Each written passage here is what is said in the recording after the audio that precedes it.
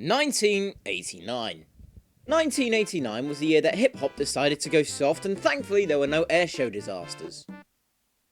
Oh, okay, never mind. Well, Formula 1 happened that year, like it does every year, and Alain Prost, after losing terribly to my main man Ayrton Senna in 1988, is destined to come back and take some well-needed revenge. So, what rule changes happened in 1989? Well, the first significant change was that turbochargers were completely banned from F1, and it would stay banned until 2014. The engines had to be normally aspirated, be 3,500cc in size, and the only cylinders permitted were 8 to 12 cylinders. Overhead air intakes were allowed again, making the cars look taller, sleeker, and smoother. For comparison, here's the MP44 and the brand new MP45, side by side. Note that the MP44 looks like a fucking rhombus. How the fuck did this car manage 209 miles an hour?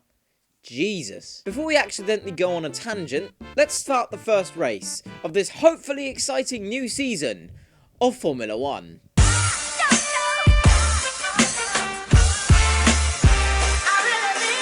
Round 1.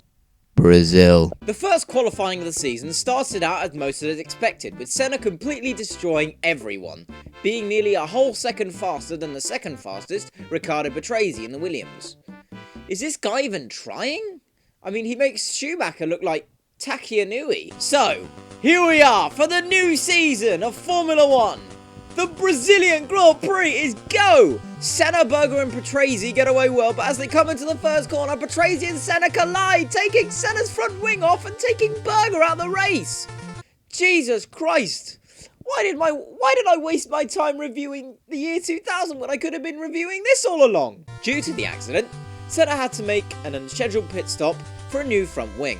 And once again, in McLaren style, it takes them fucking forever to put the damn thing on. Meanwhile, Riccardo Patrese is leading comfortably in the Williams. So comfortably that Frank Williams had a snooze and now he has permanent sleep paralysis. Suddenly out of nowhere, Nigel Mansell's Ferrari caught up with Patrese and then overtook him for first place. I bet those Brazilian fans regret berating Mansell last year. Mansell pits, and unlike the McLarens, it goes absolutely flawlessly.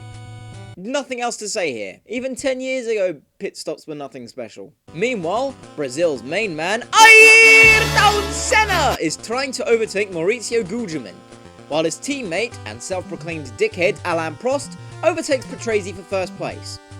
Good going, Professor. But despite the pit stop, the incredibly fast Ferrari of Nigel Mansell completely dominates the Professor and regains first place. Is there any real competition? Meanwhile, Maurizio Gugelmin had not only fended off Senna, but is now in third place, completely destroying any backmarkers that stand in his way. Will he be a force to reckon with, or a one-hit wonder? Perhaps me asking this question will give you a fairly straightforward answer. Meanwhile, Eddie Cheever, in the Ross Brawn designed Arrows, fainted while exiting his car after a collision with Bert Schneider in the Zack Speed, which got Arrows in trouble with the FIA safety team. Look, if you're gonna faint, at least do it in the blaring hot sun while pushing your car. Technically, he didn't really faint. He just... I can dream! Riccardo Patrese goes out of the Brazilian Grand Prix after his alternator had failed. And after so much shit he had been thrown at him, this happens. Poor Patrese, man. Just poor Patrese. But Nigel Mansell had an absolutely flawless race. Even with a fan running on the track, he comes home to win the Brazilian Grand Prix in his first outing with Ferrari. The first driver to achieve this since Mario Andretti in 1971. While Maurizio Gugelmin took home his first podium in his home country, while Johnny Herbert, despite not being able to walk properly, had taken a very well-deserved fourth place. What a brilliant start to the season!